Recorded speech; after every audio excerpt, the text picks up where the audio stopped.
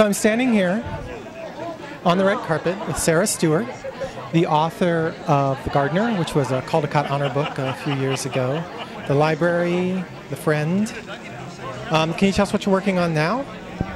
I'm working on two things at once. I sold a manuscript a few months ago to my editor in New York at Farrar, Straus and Giroux, and David Small has just finished the pictures. And it's another modern fable, like all of my other books are. So it's a contemporary myth or modern fable, and it's about a very close friend of mine, Abby Aceves, who was born in a tiny hill town in Mexico and moved here when she was almost 9. And she moved from all of this beauty and these mountains and this life that was very rich and full to Gary, Indiana. It was very hard for her. She said she went from color to black and white in that trip north. And so it's a story about her first few months here. And so I'm finished. Does it have a title yet? Well, the working title is The Gift, but I don't think it's right. So I'll say out loud to you, and it'll be the first time I've said this out loud in public.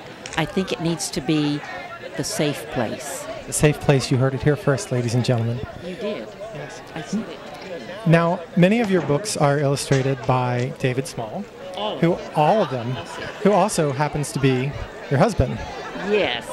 Now, I am the luckiest writer of the picture book on this earth.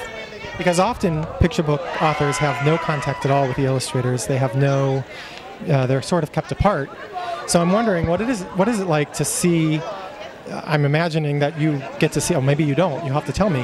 What is it like to have that part of the process sort of happening under the same roof as the writing? How does it work for you all? Do you finish the story and then he does his thing, or do you go back and forth, or does he let you see his work, or does he not let you see it until you're done? Tell us about how that works for you two. Yes, no, yes, no, yes. Did you follow it? The question is always asked. It doesn't matter if we're talking, to students in a school, or to people at the university, or to an English department, or a conference of librarians. The question is always asked. Because we all want the dirt. Exactly. And the dirt is, it's dirtier than you can imagine. And it's been composted many times. Really? And what is the truth is what Monica and Valerie know, and others close to us. And that is that I write every day. And I read a story when I think I've gotten somewhere, or I have something to David. And if he likes it, I send it off. And I've had very good luck with Farrar, Straus and Giroux. They like my stories. That said, when they buy it and they hire David Small, that's it. It's as if we lived on both coasts. I don't give him any advice. I don't think visually.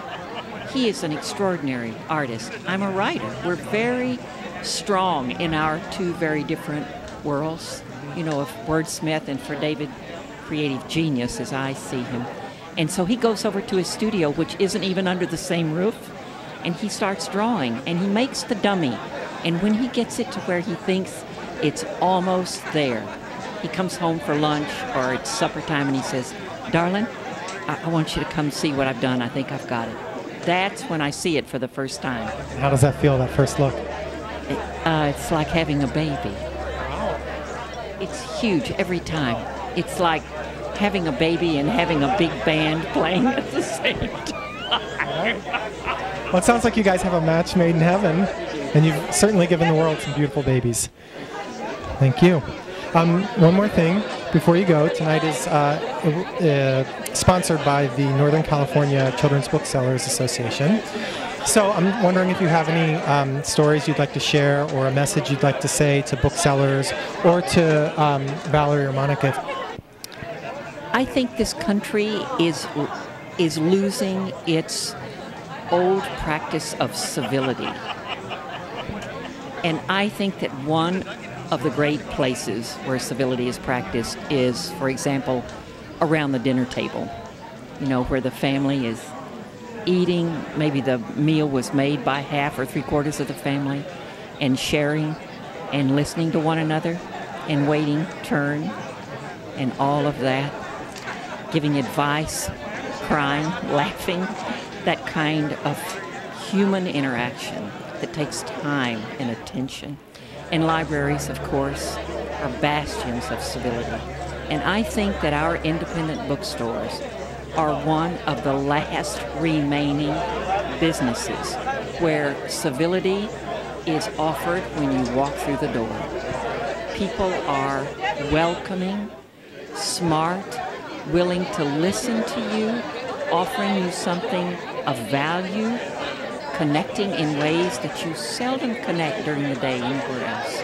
Independent bookstores give us that kind of dance that has rhythm and value for human beings, and if practiced, makes us better, I think. Thank you. That's a beautiful message. I think I'm in love.